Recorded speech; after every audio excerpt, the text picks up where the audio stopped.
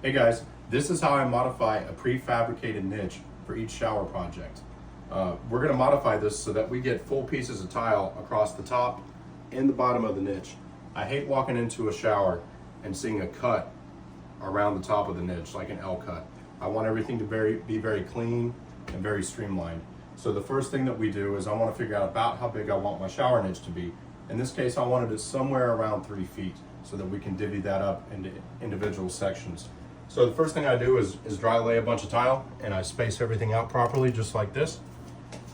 And then I'm going to throw a tape measure on that, and I'm going to see what we have to work with. So the nearest full tile that I want to get to is 34 inches.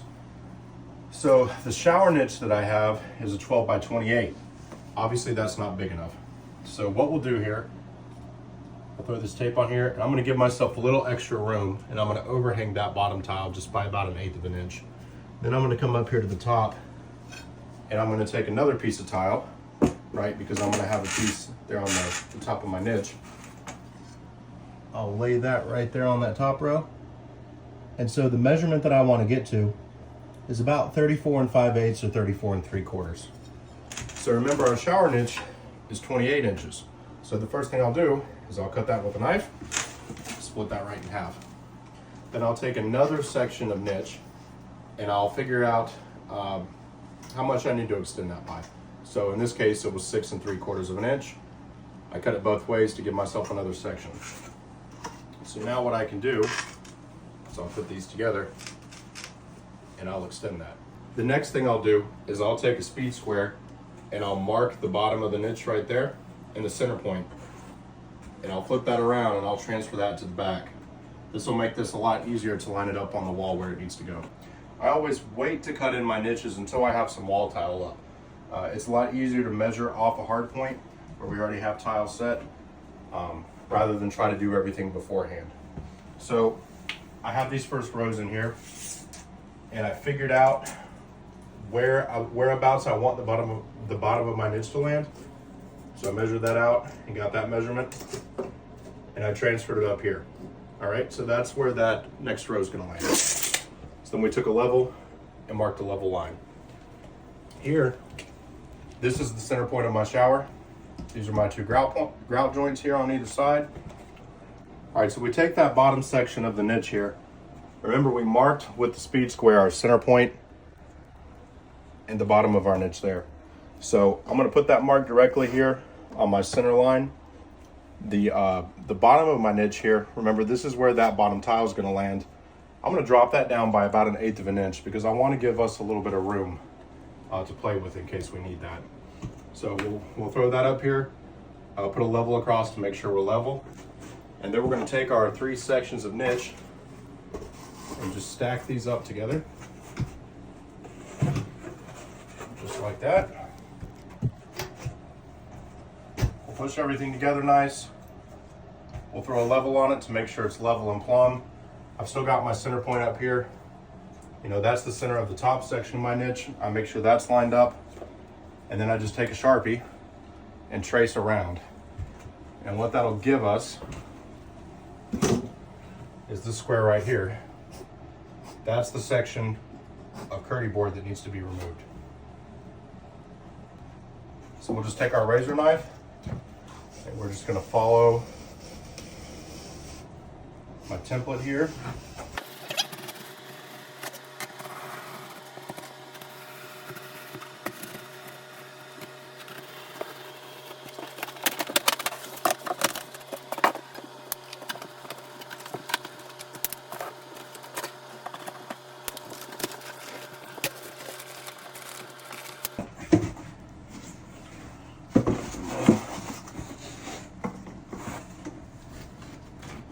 Take our niche sections,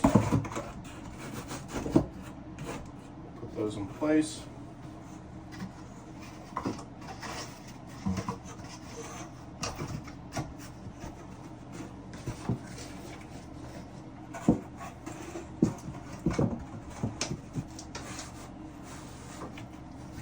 Now we're ready to screw this in and waterproof it.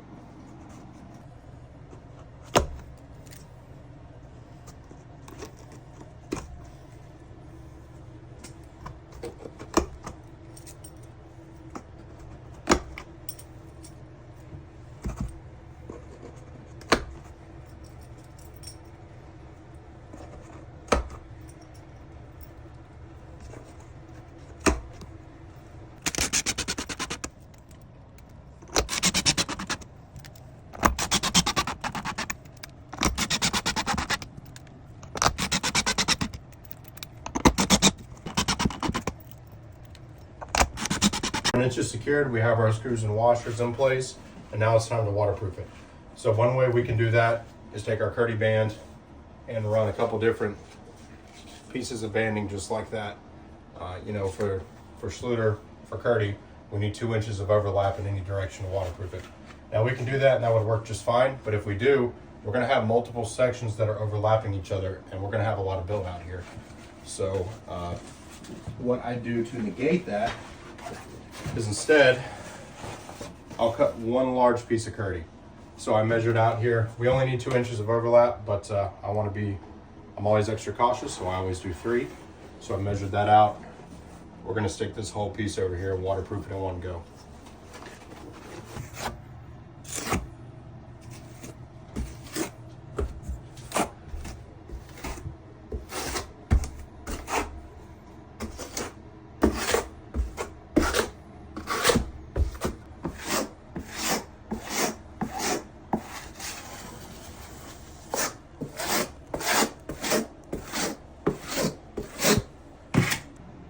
All right, so we got our Curdy installed. It's fully embedded. So now I'll find my corner, a new nice sharp knife blade, and I'm just going to carefully trace along the edge of my niche and cut this section out.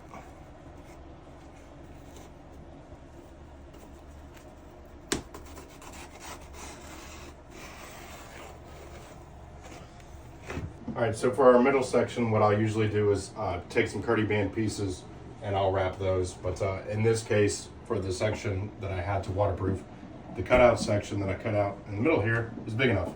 So I just took that, I cut that to fit to overlap and just ran that here.